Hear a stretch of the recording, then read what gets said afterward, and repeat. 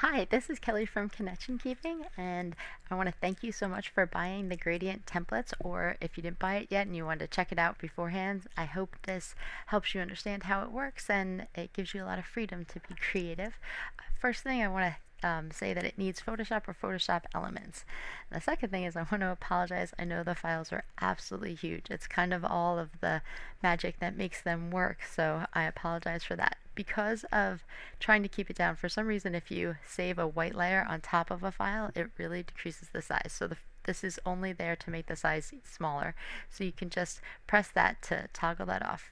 Ooh, and the other thing I want you to do first is save it as a different name so that you have your original file. So like you can go in, save as gradient example, or like name it of the kit. The kit I'll be using to do it is going to be called Impossible, so we'll save that.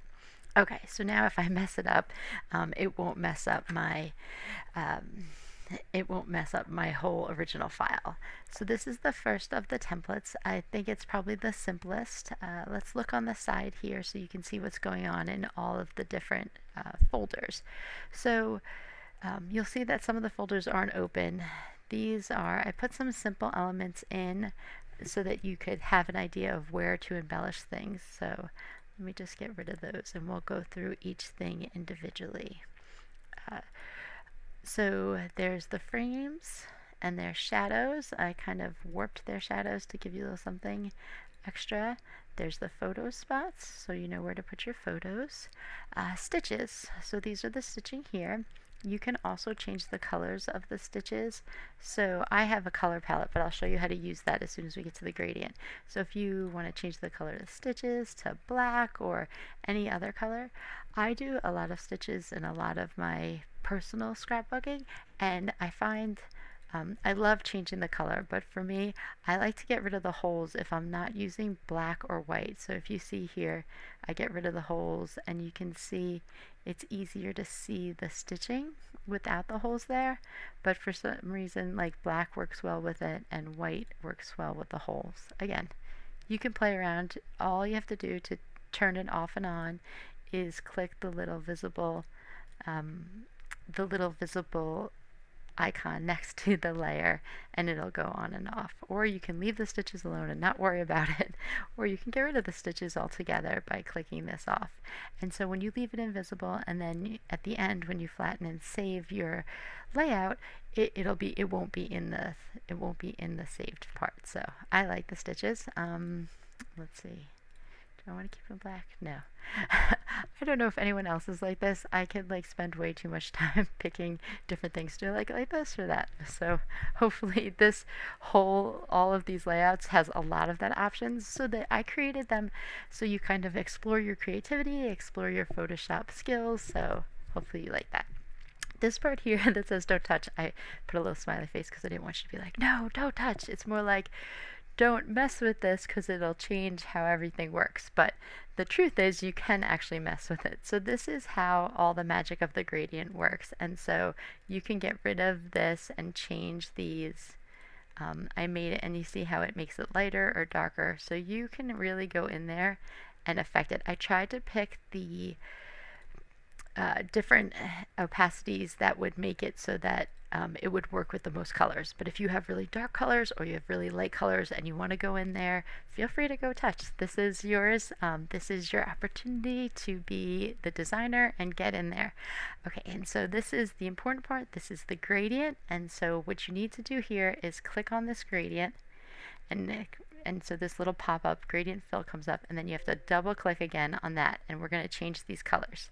Now you have to have colors to change it to. As a designer I have a palette, so then that's all set for me, but unfortunately you don't. So I want to show you what I do to make the colors for my gradient. So get your kit and then you want to start looking at your kit and be like, what colors do I want to use for this gradient? So I will be doing a kit that'll be coming out in a couple months called Impossible to Be a Woman. So these are the colors I have. I have the original colors, but you won't have that as the customer. So I think the easiest thing to do is go back to delete this layer, and almost all kits have previews in them. And so what I do is I bring in the preview of the solids. and it didn't go to the right pot. Okay, so here are the solids for the kit that I have, and you can see it's almost like having, if you look up here, it's almost like having my swatch from up here. So what you do is pick 3 colors that you're going to want to use to make your gradient. So here I go back, so you double click on your gradient, and then you double click on the rainbow gradient up here, and you have 3 choices. So what I'm going to do for mine is I'm going to do the red at the bottom. Oh. Alright, so here it comes up and you have your color picker. So I'm going to pick the red. So that'll be my first color. The middle one will be the gray, and the top one will be the yellow. So I have my gradient, and so we can get rid of this, and bam, you can see that now my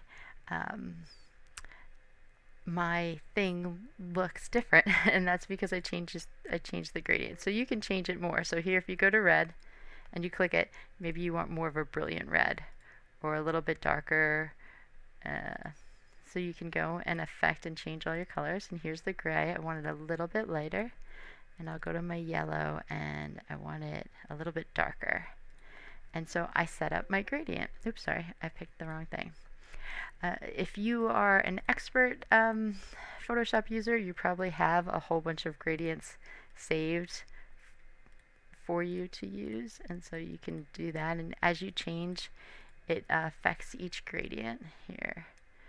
I should show different ones. Let me go back to this one and make sure I pick the right colors. Red, otherwise it won't look like the page I'm going to show you. Oops, picked gray, and then the yellow. Okay, so here's my gradient all set. I want you to also see, if you go here, that you can not only change the colors of your gradient, you can change the angle of your gradient. So as you go around, you can see that I can change the way it looks. Like from one, you can have one side of a two-page spread, one side having the gradient one way, and then the other side having it the opposite way, and it'll give it like from one side to the other. Again, so many ways to play, and so that's here for you. So also the part of the magic of these gradient templates is they don't actually have to just be with gradients. You can actually pull a paper in, or you can color it on your own. So I'll show you what I mean. If you go to add your own colors here, so instead of using the gradient, you're going to the layer above, which will cover over the gradient. So I might do something like this and pick one of my papers from my Impossible to Be a Woman kit. Let me show you what it looked like before. Here, I'll unclip it.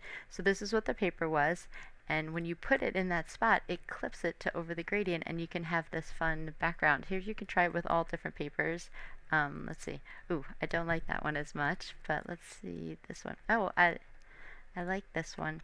The kit is about like woman power and everything, so the female symbol is light, and so it kind of goes well. If you notice, each box has its own pattern in the original template, so sometimes when you have something with a pattern, it gets lost here. Let's see how the plaid looks. You can see I kind of like it. I think my favorite was the female symbol one. And so instead of having a gradient, you can just clip a paper to it. And each of the templates is different. So in some of the templates, you can clip a paper to the top, and then the paint you could use as a gradient. Again, the whole point of these templates is for you to be able to have so many options in your creativity and just to go crazy.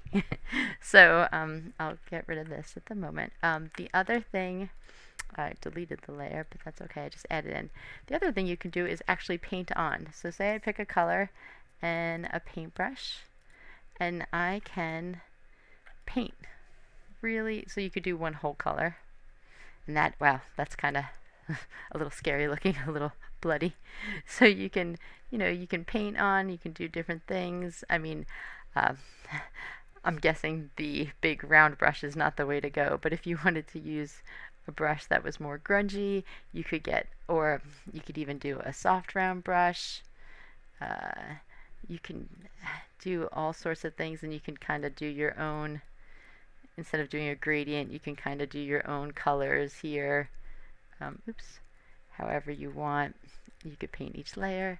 Again, so I hope you take this and you get to play around with it and you really figure out what you would like it to be. So I'm going to show you here. This is my my page at the moment, and I actually think I did my gradient wrong here. I want to change it the other way, where this is the yellow and this one is the gray. Yeah, like that. I like that because it's kind of like a sunrise kind of feeling, and the gray in the middle was making it look so muddy. So definitely play around with your colors. Use your solid papers or anything you can do to make a gradient. I definitely think after you play with these templates, you will be complete Photoshop gradient experts. So hopefully this is you like this. And then now I want to show you the page that I finished with this kit. So here is what the finished page looks like. And as you see, I took my kit that'll come out in a few months, and you layer elements behind the pictures, above the pictures, and in like the paint layer, so that it gives it this very full look. And you could then go back and change the gradient and it'll look like a different page. So this is what my final page looked like. I want to show you how you would go about doing that. So if you see these boxes, they are where you can put your elements. There's above frame elements, above stitches elements, and below stitches elements. So the reason is sometimes I like, see here, like this string, I wanted that to be like the lowest, so it's actually under the stitches so that you could feel like it's being anchored to the page, like if you were to make a real page. Everything is kind of based off trying to make this page look as realistic, like you made it out of paper, as possible. So to embellish your beautifully gradiented, I don't know if that's a word, your beautiful setup page, is you start thinking about the layers. And so I'm going to first work on my frames. And in the kit, there was rectangular frames, and so I needed them to be square. So you can really just push them up to be square. I don't know if you ever do that. It's really as simple as that. You can move them either side, and if you hold shift, it does it so that it keeps the proportions. But if you don't hold shift, you can push them in and out. And I love this to change around my elements all the time. It makes use of your kit, like gives you more options. So I'm going to do that, and then I'm going to copy it, Control J, and make more of the frames, and another Control J. I'm putting them where the kit template frames are, and you can keep the kit template frames if you would like, but in this we're going to just change it around. And right there, right now, the kit, oopsies, sorry. Right there, right now, the page already looks cool. Like, you don't even really have to do much, but the fun of these pages is that as you add more and more, it really is going to create these really beautifully full layouts. I have to say, I mean, this is one of my favorite layouts I've ever made, because I just love how I was able to give it depth and give it feeling. So then you just kind of go, here we go back, and it's just like you would use other templates. Now you're kind of in this frames. I was in the frames folder, so you get rid of that. So then you go to the above frames folder. So these are the things you want to have on top of the frames. So I have this little tassel that I love, and this butterfly, so I'm going to get rid of this butterfly. What else is above? I can bring some flowers in. Oh, one of the things that I did with this layout, and you don't have to do, but sticking with the gradient feeling, is that I tried to put grayish elements on top, then yellow elements in the middle, and then red elements at the bottom. So you can see here when I show you the finished page, if you see, like, I had mostly red, and then I went to the yellow, and then I had gray. I didn't stick to it strictly, but it was kind of the feeling I was going to, so you'd get the gradient feel. And you kind of just sit there and keep going through. So here, those are the above, let's see, we can put here. These are the above frame elements. So you just go through your kit and look for elements that you like and you layer them on. So we have frames. Now if I go to above stitches elements, so these are going to be ones that are behind the frames but above the stitches. So that might be like I brought this starburst in instead of using a scatter.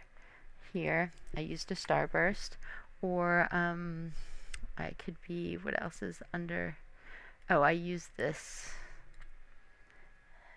doily to kind of set off this frame, and so it's under the frame but above the stitches. And then finally you can go to the last section, which is the below stitches. Sorry. The below stitches, and you can add stuff here. I did these little extra paint things to have some other design, and if you Control J, you can copy them up here. And then as I went through everything, I added things above frames, below frames, and under the stitches, and this is what I came out with.